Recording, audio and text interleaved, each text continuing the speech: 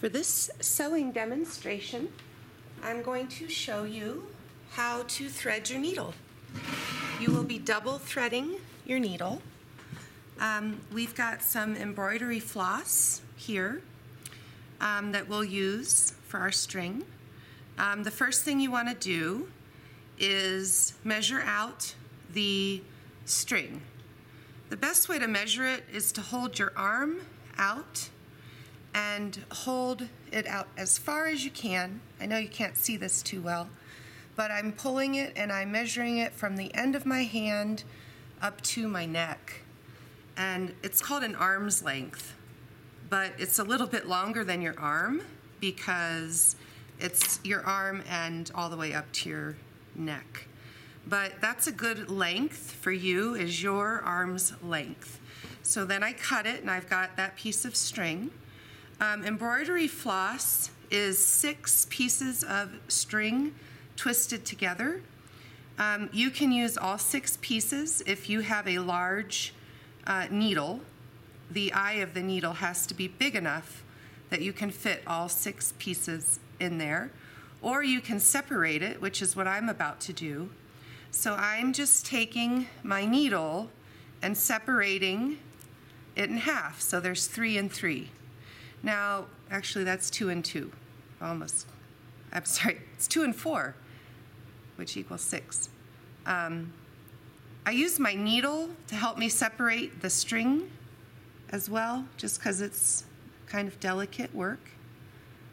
Now I've got it in half, 3 and 3, there we go. So I'm just pulling it apart. Now if you do this part really quickly, the string will tangle up because they're twisted together.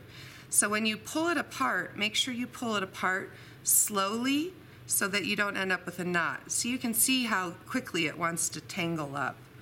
Another thing you can do as you pull it apart is untwist it like this. Sometimes I will untwist it, I'll have someone pull it and another person hold it and untwist it.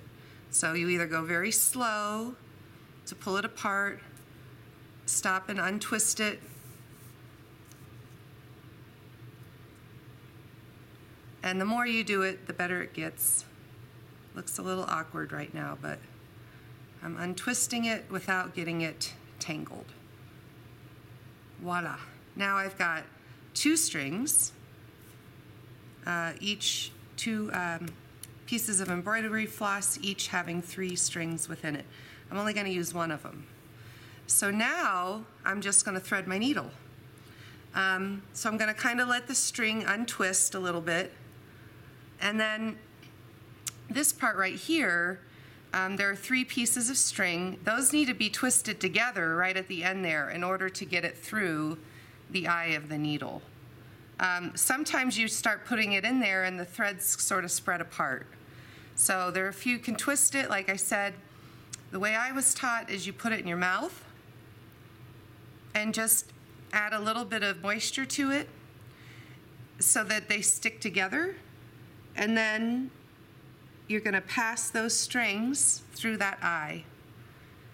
Next step is to gently pull the string so that the needle is halfway between the string. So I'm pulling it.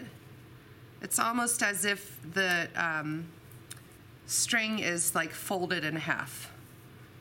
So you can see that it's equal on both sides. Now the knot always goes at the very end away from the needle. Don't put a knot up here. The knot goes here down at the end. And how you make the knot is you wrap it around your finger once or twice, and then you slide your needle up underneath it. I do it right here on my nail. It's the easiest place for me to get it through. And I pull that needle through, and again, you want to pull it slowly so you don't get a crazy tangle. But when you get to the end, you're going to release that loop and keep pulling and you'll have a knot. So that's how you thread your needle. This is called a double threaded needle. Then you can start sewing. So if you put your needle through your cross stitch fabric and you pull it, it should catch. So if that knot isn't big enough, it's going to pull through and you'll have to make the knot bigger. Now I'm just going to trim the tail, and I don't cut the knot, but just trim that. And now I'm ready to begin sewing with my double threaded needle.